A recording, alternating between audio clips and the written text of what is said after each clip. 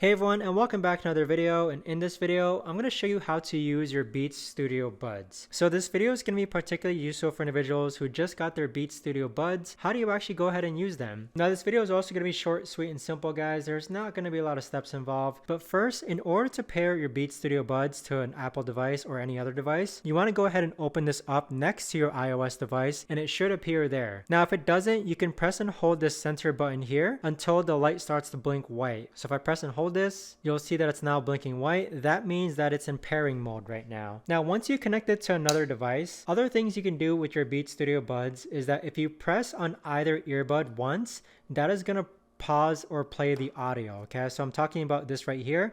This right here acts as a button. So if you press this once, that is going to pause or play your audio. If you press it twice, okay, that is going to skip to the next track. And then if you press it 3 times, that is going to skip to the previous track. Now, as far as changing the volume goes with your Beats Studio buds, you simply just have to say, "Hey Siri, turn down the volume," or drag the volume on another iOS device to control your music. As far as answering phone calls go, if you press their Beats Studio bud once, it's going to answer or end your call. Now, if you're already on a call and someone calls you again, if you press it once, that is still going to answer the call. If you press and hold it, that is going to reject an incoming call. And then if you press it twice while you're on a call, it's going to change the sound output to your iPhone. Now, as far as charging goes, your Beats Studio buds is being charged via Type-C USB-C cable. And then your Beats Studio buds also allow you to control how much you hear of your surroundings. So if you press and hold the Beats logo button while you're listening to music, that is going to switch between noise cancellation mode and transparency mode. So an active noise cancellation means that it's going to dim down background noise such as like jet engines or a busy street. But if you press and hold it again, it's going to be in transparent mode, which means that you'll be able to hear background noise while still listening to your music or answering phone calls. But that is essentially how to go ahead and use your Beats Studio buds.